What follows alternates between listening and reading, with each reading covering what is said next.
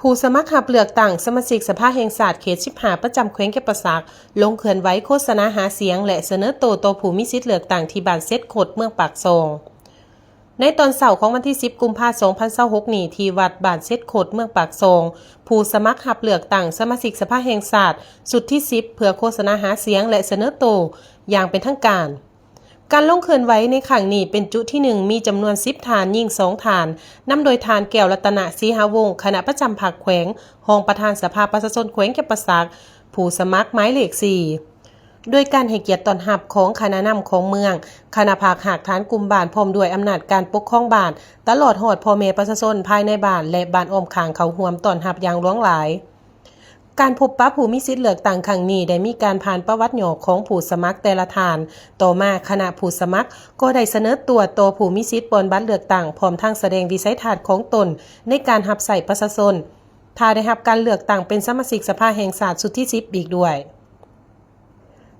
โอกาสนี้ท่านแก้วรัตนศรีหาวงศ์คณะประจำภาคแขวงรองประธานสภาประชาชนแขวงแก่ประสักผู้สมัครหมายเลข4ก็ได้มีคำเห็นเชิงทานได้ยกให้เห็นภาพบทบาทสิทธิหน้าที่และความหมายความสำคัญของสภาแห่งชาติ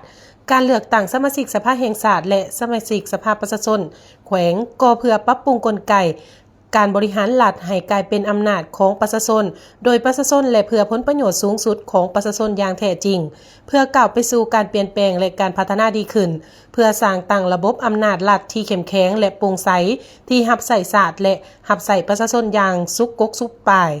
ทั้งนี้ก็เพื่อให้คณะภาคองค์การปกครองและพ่อแม่ประชาชนรับรู้เข้าใจและกำแหนนอย่างลึกซึ้งและพร้อมกันปฏิบัติสิทธิพันธะและไปใส่สิทธิของตนไปเลือกตั้งในวันที่22กุมภาพันธ์2026ให้ครบถ้วนและรับประกันผลสำเร็จได้ตามคาดหมาย400ส่วนร้อยจากนั้นบรรดาผู้สมัครแต่ละฐานได้พัดเปลี่ยนกันขึ้นเสนอตัวแสดงทัศนะและจุดประสงค์ในการลงสมัครเพื่อให้ผู้มีสิทธิ์เลือกตั้งได้พิจารณาคัดเลือกเอาบุคคลที่มีมาตรฐานเงื่อนไขมีความรู้ความสามารถและมีวิสัยทัศน์กว้างไกลเพื่อเป็นตัวแทนแห่งสิทธิ์และผลประโยชน์ของประชาชนในสภา